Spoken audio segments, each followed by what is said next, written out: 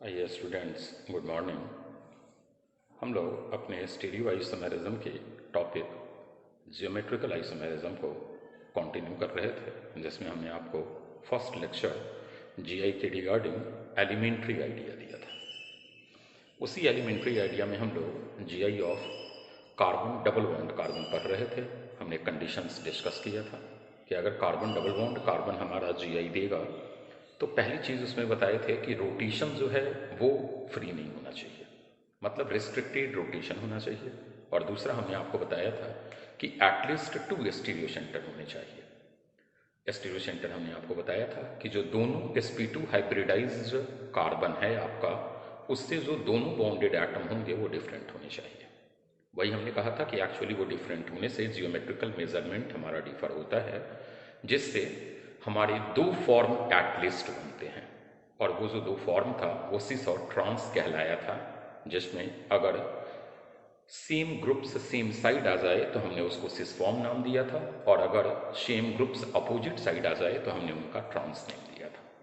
फिर वहीं पर एक चीज़ हमने और कंटिन्यू किया था कि अगर कोई मॉलिक्यूल्स जीआई एग्जिबिट कर रहा है तो एटलीस्ट उसके 2 फॉर्म होंगे। इसका ये मतलब नहीं है कि ऑलवेज उसके 2 फॉर्म ही एग्जिस्ट होंगे। जैसे हमने एक एग्जाम्पल लिया था जिसमें हमारा जीआई 4 आ रहा था, और एक हमने एग्जाम्पल लिया था जिसमें हमारा जीआई 3 आ रहा था। हमने आपको होमवर्क दिया था कि आप उसे फॉर्म करके देखिएगा। वो 3 एरियल डिस्टेंस के बिहाफ पर आपको पता लग जाएगा कि जिसे आप एक्चुअल 4 कंसीडर कर रहे थे वो आपको 3 ही मिलना है। प्रीवियस वीडियो में हमारा ऑलरेडी बताया हुआ है वो सारी बात। अब हम लोग उसी टॉपिक को आगे कंटिन्यू कर रहे हैं। तो जैसा आप देख रहे होइएगा, टॉपिक का नाम ही लिखा हुआ है जियोमेट्रिकल आइसोमेरिज्म। सेकेंड लेक्चर है हमारा, और ये पहला टाइप जो अभी हम लोग डिस्कस कर रहे थे कार्बन डबल बॉन्ड कार्बन का, उसी को आगे कंटिन्यू कर रहे हैं। क्लियर? तो अब हमारे पास एक नई प्रॉब्लम आ गई, एक नई समस्या आ गई कि अगर हमारे पास कुछ एग्जाम्पल्स ऐसा हो, जैसे अभी हम बोर्ड पे देख रहे हैं, जैसे मान लीजिए carbon double bond carbon, fluorine, chlorine, bromine, iodine. तो आइए पहले कंडीशंस को देख ले कि क्या ये जीआई देने में एबल है या नहीं है। तो आइए, इस डबल बॉन्ड के अराउंड रोटेशन फ्री नहीं है, फर्स्ट कंडीशन ओकेड है। सेकंड कंडीशन sp2 से दोनों बॉन्डेड एटम डिफरेंट होने चाहिए, है ये डिफरेंट। sp2 से दोनों बॉन्डेड एटम डिफरेंट होने चाहिए, है डिफरेंट। जीआई तो देगा। अब समस्या है कि सर या सिस फॉर्म है या ट्रांसफॉर्म है। तो इसका एक्चुअली एक नया नेमिंग आया था, और वो नया नेमिंग था EZ सिस्टम। तो हम लोग अब EZ पढ़ रहे हैं मेनली। तो हम यहाँ टॉपिक का नाम दे देते हैं E, Z नॉमेनक्लेचर।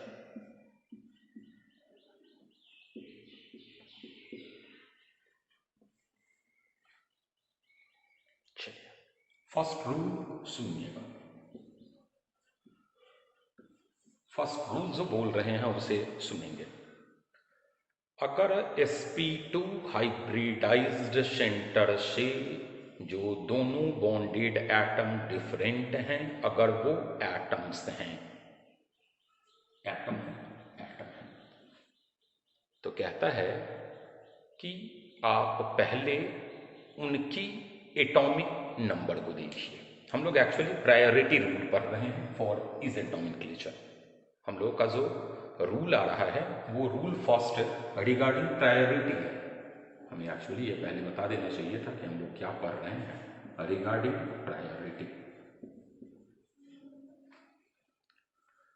तो पहला रूल सुनिएगा, अगर sp2 से दोनों बॉन्डेड एटम डिफरेंट हैं, एटम अगर है और वो दोनों डिफरेंट है, तो आप उनके एटॉमिक नंबर को देखिए। जिनकी एटॉमिक नंबर हाइयर है, प्रायोरिटी वाइज वो हाइयर होगा। तो आइए देखा जाए, फ्लोरीन का एटॉमिक नंबर 9 होता है और क्लोरीन का एटॉमिक नंबर 17 होता है।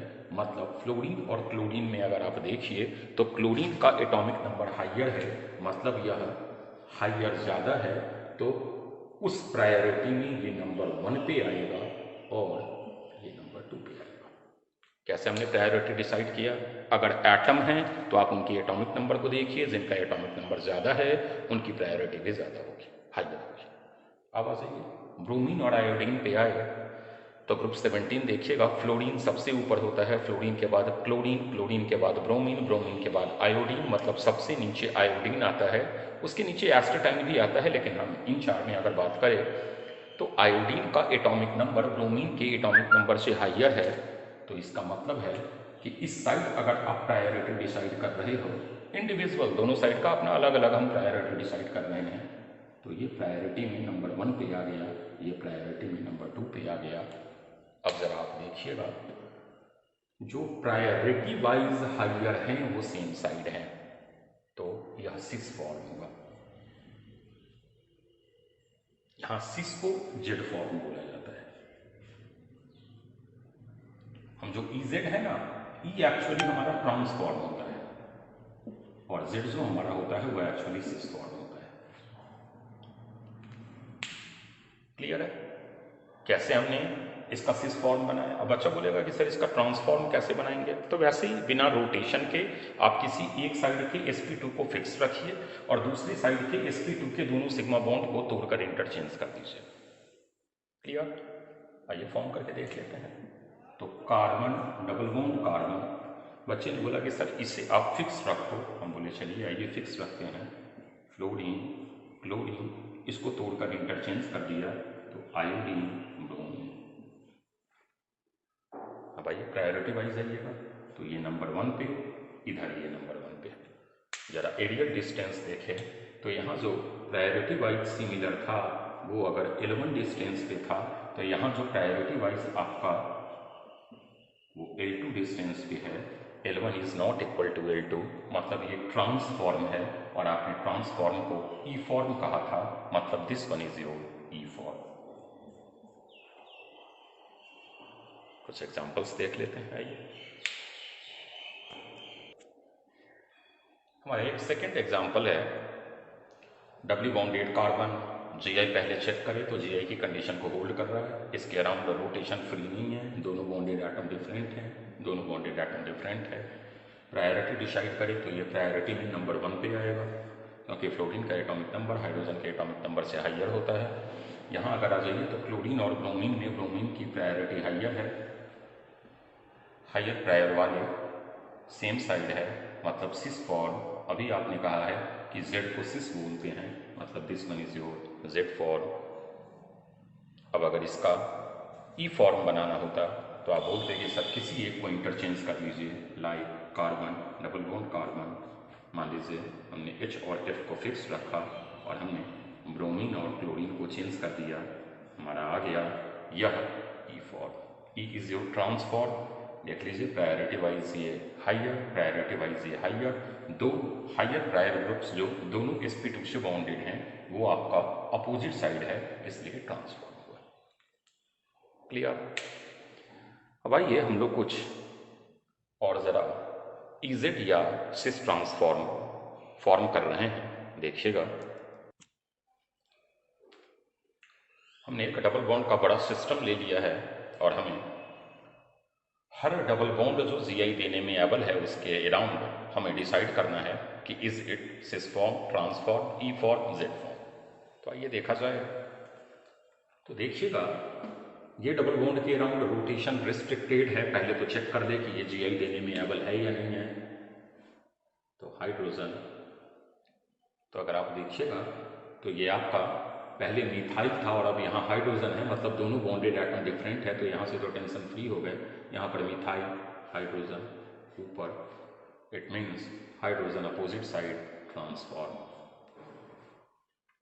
फिर आ जाइए, अगर आप यहाँ चेक करोगे तो इस डबल बॉन्ड के अराउंड चौथी वैलेंसी हाइड्रोजन की है, इसकी भी चौथी वैलेंसी हाइड्रोजन की है। जो दो ये बॉन्डेड एटम है और जो दो ये बॉन्डेड एटम है वो आपका डिफरेंट है, तो जीआई देने में एबल है, this one is your cis form. फिर यहाँ आ जाइए तो हाइड्रोजन अपवर्ड, हाइड्रोजन अपवर्ड, ये भी आपका देने में एबल है, मतलब अगेन सिस फॉर्म। यहाँ पर आ जाइए तो हाइड्रोजन नीचे, यहाँ पर आ जाइए तो हाइड्रोजन ऊपर, इट मीन्स ट्रांसफॉर्म। लेकिन बच्चे यहाँ पर बड़ी मेजर गलती कर जाते हैं, तो यहाँ पर जीआई नहीं होगा। क्यों नहीं होगा?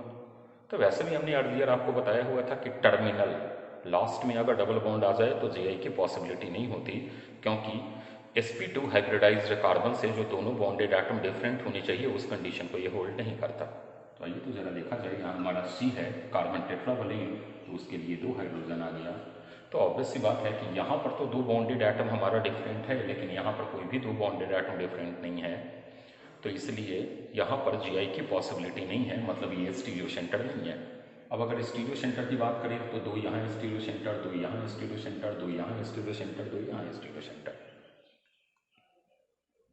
क्लियर है? अब एक नई बात और बता रहे हैं, जरा केयरफुली सुनिएगा। स्टीरियो आइसोमेरिज्म में अगर आप स्टीरियो आइसोमेरिज्म की बात कर रहे हो तो ऑलवेज एक चीज दिमाग में रखना, न्यू कॉन्फ़िगरेशन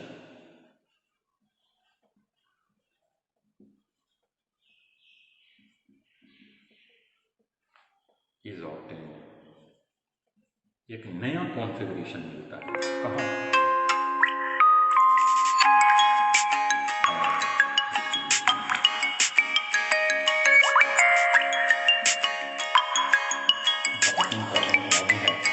इसे जरा क्लियर आप कीजिएगा, ये बहुत इंपॉर्टेंट लाइन है आपका, कि जब कभी भी आप स्टीरियो आइसोमेरिज्म अगर डिस्कस कर रहे हो तो कॉन्फ़िगरेशन आपको स्टीरियो सेंटर के अराउंड ही सोचना है। स्टीरियो सेंटर के अलावा स्टीरियो आइसोमेरिज्म में कहीं पर भी स्टीरियो आइसोमेरिज्म की पॉसिबिलिटी नहीं होती। जैसे देखिएगा, ये स्टीरियो सेंटर था तो आपने कॉन्फ़िगरेशन सोचा ट्रांस, जिसकी चांस है बना सकते हो। स्टीरियो सेंटर है तो आपने यहीं पर कॉन्फ़िगरेशन सोचा है सिस है, स्टीरियो सेंटर है आपने यहीं पर सोचा है सिस फॉर्म, स्टीरियो सेंटर है आपने यहीं पर सोचा है ट्रांसफॉर्म। यहाँ पर स्टीरियो सेंटर नहीं है, आप सिस और ट्रांस नहीं लिख रहे हो।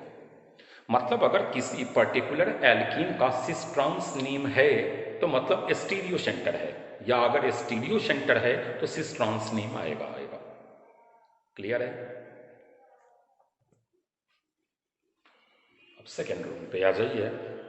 तो हम लोग प्रायोरिटी डिसाइड करने के रिगार्डिंग सेकेंड रूल पे आ रहे हैं कि अगर डबली बॉन्डेड कार्बन से ग्रुप ऑफ एटम्स लगा हुआ हो, जैसे देखिए ग्रुप ऑफ एटम्स है, NH2 है, मिथाइल है, यहाँ ये खैर एटम है लेकिन ये ग्रुप ऑफ एटम्स है, तो प्रायोरिटी कैसे डिसाइड करते हैं? तो कहता है कि पहला एटम देखो जो sp2 से जुड़ा हुआ है, फर्स्ट एटम को चेक कीजिए जो sp2 से जुड़ा हुआ है, वह फर्स्ट एटम जिसकी एटॉमिक नंबर हाइयर है उसकी प्रायोरिटी हाइयर होगी। तो आइए पहले हम यहाँ देखें, फर्स्ट एटम नाइट्रोजन है, फर्स्ट एटम कार्बन है। sp2 से जुड़ा हुआ जो दोनों बॉन्डेड एटम्स हैं या ग्रुप ऑफ एटम्स हैं, उनकी फर्स्ट एटम को देखिए जिसकी atomic number higher, priority wise higher. तो इनका एटॉमिक नंबर हाइयर है कार्बन से, इसलिए प्रायोरिटी वाइज ये नंबर 1 पे आ गया, प्रायोरिटी वाइज ये नंबर 2 पे आ गया। हम लोग इंडिविजुअली प्रायोरिटी डिसाइड कर रहे हैं, ऐसे प्रायोरिटी डिसाइड नहीं कर रहे हैं, ऐसे कर रहे हैं। इसका भी रूल हमने फर्स्ट लेक्चर में आपको बताया हुआ है। फिर आ जाइए यहाँ पर आइएगा तो फर्स्ट एटम ऑक्सीजन है, फर्स्ट एटम हाइड्रोजन है, प्रायोरिटी वाइज ये नंबर 1 है, प्रायोरिटी वाइज ये नंबर 2 है।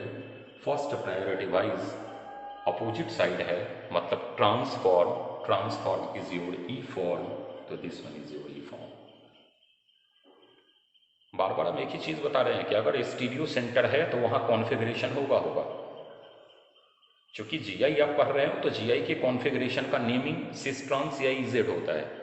यही ऑप्टिकल में हम लोग रहेंगे तो उसका नेम सिस ट्रांस नहीं आएगा, उसका अलग नेम आ जाएगा, उसका D फॉर्म आएगा, L फॉर्म आएगा, इधर R बोलो, S बोलो, एक्सेट्रा, वो ऑप्टिकल में जानेंगे। लेकिन अगर सिस ट्रांस नेमिंग है तो वहां स्टीरियो सेंटर का प्रेजेंस एसेंशियल है, इस चीज को समझना है।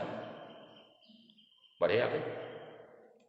अब आते हैं रूल थर्ड पे, या इस पे एक एग्जांपल और देख लेते हैं, फिर आते हैं रूल थर्ड पे। अगला हमारा एक एग्जांपल है, मिथॉक्सी ग्रुप है, OCH3 फ्लोरीन NH2OH। हमें प्रायोरिटी डिसाइड करना है, तो हम लोग इंडिविजुअल पहले प्रायोरिटी डिसाइड कर लें। मान लीजिए इसका प्रायोरिटी गैस है, इसका प्रायोरिटी गैस।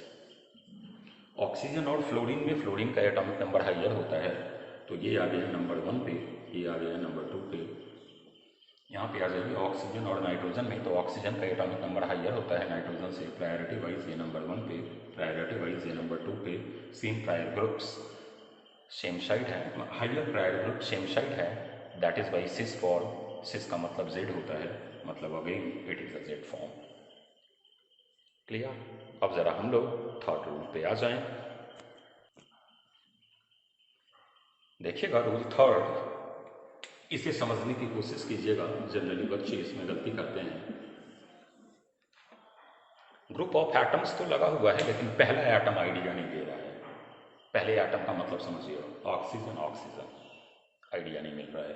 पहला एटम आ जाइए कार्बन कार्बन, तो बोलता है अगर फर्स्ट एटम आइडिया नहीं दे तो सेकेंड एटम को चेक करो, अगर सेकेंड एटम आइडिया नहीं दे तो थर्ड एटम को चेक करो।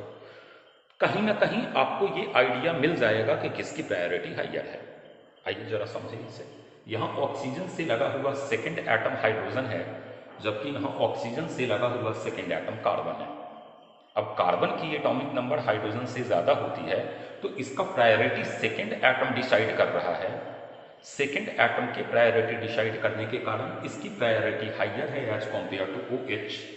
तो ये आपका आ जाएगा नंबर 1 पे, ये आपका आ जाएगा नंबर 2 पे। अब आ जाइए इस साइड है, पहला एटम आइडिया नहीं दे रहा है। मान लीजिए दूसरा एटम हाइड्रोजन, तो यहाँ भी दूसरा एटम हाइड्रोजन, तीसरा एटम हाइड्रोजन, तो यहाँ पर भी तीसरा एटम हाइड्रोजन। इसकी चौथी एटम हाइड्रोजन की होगी। जरा ब्रेक कर दे, बच्चे बोलेंगे कि क्या ये आप दूसरा तीसरा बोल रहे हो सर, तो थोड़ा ब्रेक कर दिया है हमने ताकि आपकी समझ में आ जाए। कार्बन से यहाँ तीनों हाइड्रोजन एटम बॉन्डेड है, जबकि कार्बन से यहाँ 2 हाइड्रोजन एटम बॉन्डेड है, तो एक एटम कार्बन है। डिफरेंस देखिए।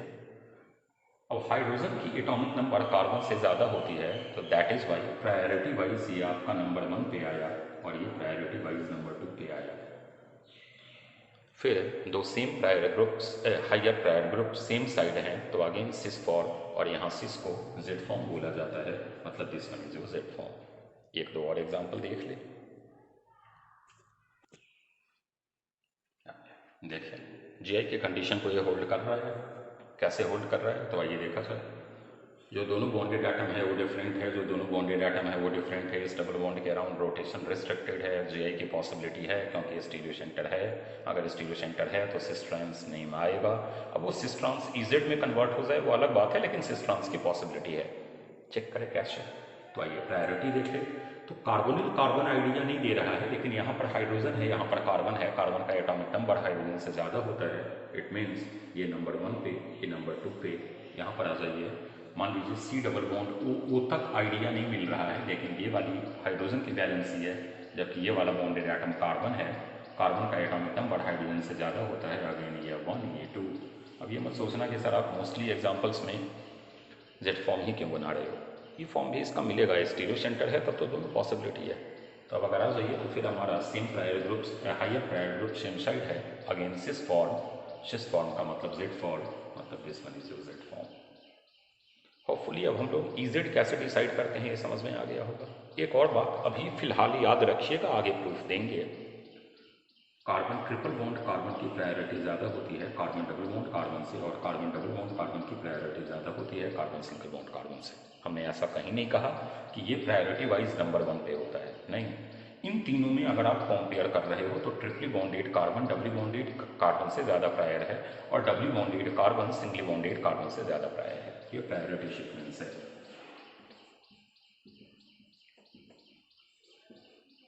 अब इस पर आप इजेड पे अपना नेमिंग कीजिएगा, समझ में आ जाएगा। प्रॉब्लम कुछ करना, कुछ हम प्रॉब्लम आगे अपलोड भी करेंगे, वहाँ पर आप नेम डिसाइड कर लीजिएगा। बढ़े आगे। अब हमारा जीआई का दूसरा टाइप आ रहा है ज्योमेट्रिकल आइसोमेरिज्म इन साइक्लोएल्कीन। हमने कुछ साइक्लोएल्कीन फॉर्म किया हुआ है, cyclopropene, butene, propene etceteras. GI का क्या मतलब है कि जियोमेट्रिकल मेजरमेंट में चेंजिंग आनी चाहिए। अब अगर इस डबल बॉन्ड के अराउंड आप आ जाइए, इस डबल बॉन्ड के अराउंड, तो जियोमेट्रिकल मेजरमेंट आप चेंज नहीं कर सकते हो। बच्चे ने बोला क्यों सर, तो आ जाइए, ये मिथाइल मान लीजिए चौथी वैलेंसी हाइड्रोजन की है, ये चौथी वैलेंसी हाइड्रोजन की है, ये अभी दोनों मान लीजिए सेम साइड है। ऐसा पॉसिबिलिटी नहीं है रिंग में कि आप इस हाइड्रोजन को ऊपर ले जाओ, क्योंकि तब रिंग बनेगा ही नहीं। अगर मान लीजिए आप रिंग बना भी लेते हो तो ये स्ट्रेन बहुत ज्यादा आ जाएगा। तो एक बात याद रखिएगा, up to 7 membered ring, 7 membered ring तक, जो 7 मेंबर्ड तक हमारा बना हुआ है, GI is not possible, GI is not possible around carbon double bond carbon. बहुत इंपॉर्टेंट लाइन है। इस डबल बॉन्ड के अराउंड GI की पॉसिबिलिटी नहीं, इस डबल बॉन्ड के अराउंड GI की पॉसिबिलिटी नहीं, इस डबल बॉन्ड के अराउंड GI की पॉसिबिलिटी नहीं, इस डबल बॉन्ड के अराउंड GI की पॉसिबिलिटी नहीं, इस डबल बॉन्ड के अराउंड GI की पॉसिबिलिटी नहीं। लेकिन 8 से पॉसिबिलिटी हो सकता है, क्योंकि अगर रिंग साइज बढ़ जाए तो आप जिगजैग उल्टा सीधा करके एरियल डिस्टेंस चेंज करके रिंग को जोड़ सकते हो।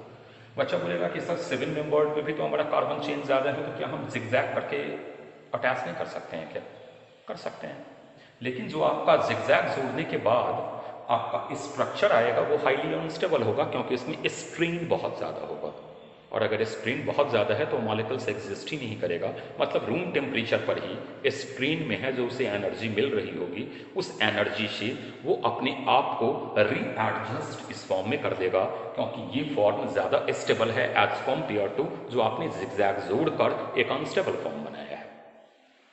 तो ऑलवेज दिमाग में रखना है कि अप टू 7 मेंबर्ड रिंग तक में डबल बॉन्ड के अराउंड GI की पॉसिबिलिटी नहीं होती, क्योंकि हर फॉर्म सिस की तरह दिखता है, सेम साइड।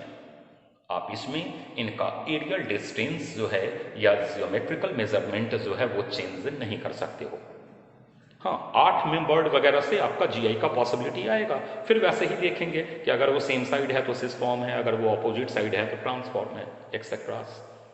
क्लियर? अब हम लोग तीसरे टाइप पे आ रहे हैं, ज्योमेट्रिकल आइसोमेरिज्म इन ऑक्साइन। ऑक्साइन होता क्या है ये हमने आपको बताया। कार्बन डबल बॉन्ड नाइट्रोजन जो होते हैं उनको ऑक्साइन बोला जाता है। क्लियर? एल्डिहाइड कीटोन में ऑक्साइन का हमारा फॉर्मेशन है। जब हमारा रिएक्शन मैकेनिज्म वाला पार्ट का वीडियो देखिएगा वहाँ पर आप ऑक्साइन से क्लियर होइएगा, वहाँ पर बाकायदा इसकी फॉर्मेशन वगैरह बताई जाएगी, कैसे होता है, कैसे फॉर्म होता है, वो बात की बात है। पहले अभी पहचानने का सिंपल तरीका कि दिस वन इज योर ऑक्साइन। अब ऑक्साइन को फर्दर हमने क्लासीफाई कर दिया है एल्डो ऑक्साइन और कीटो ऑक्साइन। क्या है एल्डो ऑक्साइन और कीटो ऑक्साइन, पहले जरा वो समझ लें।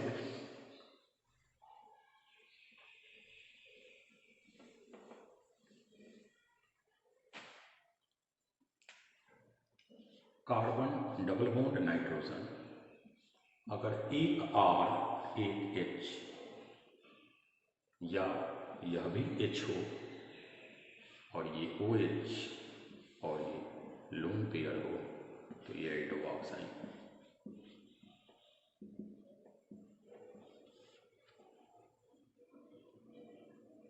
कीटो ऑक्साइन क्या है? तो ये एल्डिहाइड पार्ट आ गया, तो यहाँ दोनों कार्बन से एल्काइल ग्रुप जुड़े होंगे, R हो या R या R डैश हो, डबल बॉन्ड सॉरी यहाँ इन आएगा, NOH हो, this one is your keto ऑक्साइन।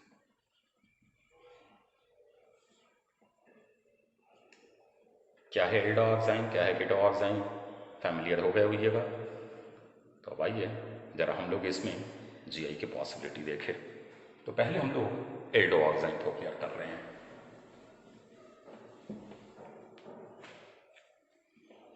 Carbon double bond nitrogen OH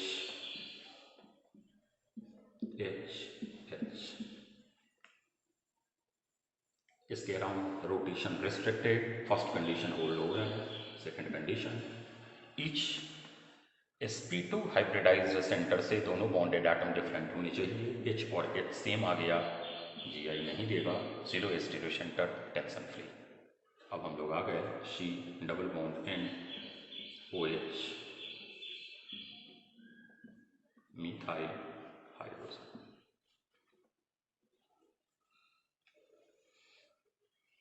अब आपको लगा कि जीआई की पॉसिबिलिटी है, methyl hydrogen different, O H lone pair different, मतलब डिसाइड हम लोग कर सकते हैं कि इसमें जीआई आएगा।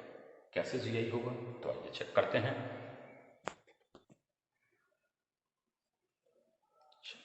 एल्डो ऑक्साइड में कार्बन से H और नाइट्रोजन से OH, देखो H और OH को चेक किया जाता है। अब जरा बताइए ये अपोजिट साइड या सेम साइड? तो अपोजिट साइड। अपोजिट साइड का मतलब ट्रांस। अब एक ही चीज याद रखना है कि ऑक्साइन में जो हम लोग नेम यूज करते हैं वो सिन और एंटी यूज करते हैं। एंटी का मतलब अपोजिट साइड, सिन का मतलब सेम साइड। अब जरा बताइए ये ट्रांस फॉर्म है तो अब इसको ट्रांस बोले या एंटी फॉर्म बोले? तो एंटी फॉर्म। अब बच्चे ने बोला कि सर इसका सिन फॉर्म कैसे बनेगा? तो H और OH डबल बॉन्ड के अराउंड सेम साइड आनी चाहिए। यहाँ डबल बॉन्ड के अराउंड H और OH अपोजिट साइड पे है, ये देखो अपोजिट। अब इसका सिन फॉर्म बनाना है, बना सकते हैं। कार्बन डबल बॉन्ड नाइट्रोजन, मान लीजिए मिथाइल हाइड्रोजन। बच्चे ने बोला कि सर OH को डाउनवर्ड ले आओ, लोन पेयर को अपवर्ड ले जाओ। देखिएगा ये आपका सेम साइड आ गया, रेडियल डिस्टेंस चेंज हो रहा है। तो अगर ये सेम साइड आ गया तो this one is your syn form. कोई बहुत बड़ी बात नहीं बताए कि भैया ऑक्साइन में जैसे एल्किन में भी आप देखे हो इजेड एक नया सिस्टम आया था, वैसे ही ऑक्साइन में सिस्ट्रॉन्स को एक नए नेम से सिन और एंटी से बोला जाता है। एंटी अपोजिट, याद रहेगा, सिन सेम साइड। तो अगर H और OH डबल बॉन्ड के अराउंड सेम साइड आ जाए तो वो सिन फॉर्म है, और अगर वो अपोजिट साइड चले जाए तो वो एंटी फॉर्म है। जैसे इसको बोलोगे एंटी एल्डो ऑक्साइन में, इसको बोलोगे सिन एल्डो ऑक्साइन में। क्लियर? अब कीटोन में आ जाए, आ गए कीटो ऑक्साइन में। ये देखिए कीटो ऑक्साइन का एग्जाम्पल है आपके पास। पहला जीआई देखना है तो कार्बन डबल बॉन्ड नाइट्रोजन के अराउंड जीआई की पॉसिबिलिटी नहीं है। क्यों नहीं है?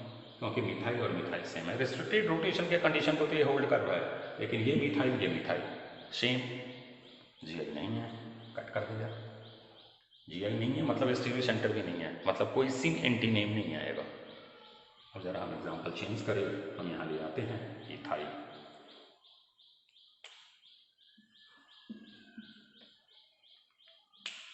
अब तो जीआई की पॉसिबिलिटी है, तो आइए समझिएगा।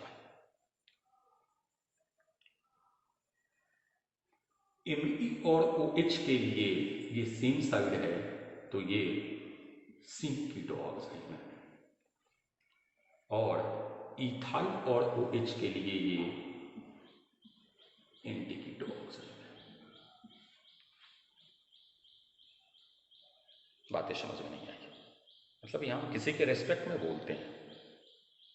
एक एग्जांपल देख लें, carbon double bond nitrogen OH lone pair, ये हमको दे दिया CH2 CH3, और ये हमको दे दिया CH2 CH2 CH3, ethyl and propyl. ठीक है, इसके रेस्पेक्ट में ये सिन कीटो ऑक्साइड है।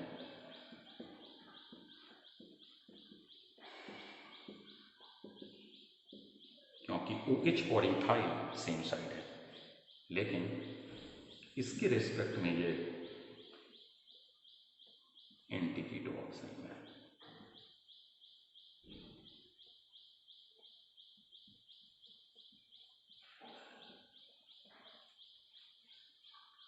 अब एग्जाम में हम लोग कीटो ऑक्साइन के नेम से पकड़ते हैं कि उसका स्ट्रक्चर क्या होगा। जैसे आइए एक नेम देते हैं, स्ट्रक्चर कैसे फॉर्म होगा समझे जरा उसे। आइए हमने दो एग्जांपल लिया है, मिथाइल इथाइल कीटो ऑक्साइन और इथाइल मिथाइल कीटो ऑक्साइन। पहले तो बच्चे जिनको बेसिक नॉमेनक्लेचर का आइडिया हो बोलेंगे कि सर ये नेम, ये वाला नेम ही रॉन्ग है। हम बोले कैसे भाई, कैसे पता लग गया कि ये नेम रॉन्ग है? तो सर सब्स्टिट्यूएंट्स के नेम अल्फ़ाबेटिकल आते हैं, तो अल्फाबेटिकल में तो आ जाओ तो ई पहले आएगा, एम बाद में जाएगा, तो ये नेम करेक्ट है, ये तो नेम ही रॉन्ग है। ऐसा यहाँ नहीं चलता भाई, वो वाली कॉन्सेप्ट यहाँ भूल जाइए, इसलिए स्ट्रक्चर बना रहे हैं। तो आइए, कार्बन डबल बॉन्ड एन, पहले आप OH और लोन पेयर ले लो। अब पहला नाम देखो, मिथाइल, इट मीन्स मिथाइल के रेस्पेक्ट में ये सिंग फॉर्म है।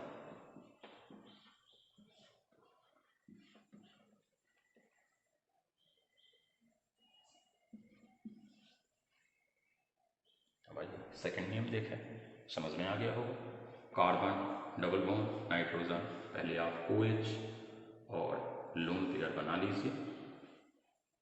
अब जरा बताइए पहले कौन है, इथाइल की मिथाइल? इथाइल मतलब इथाइल के रेस्पेक्ट में सिंग फॉर्म, इथाइल।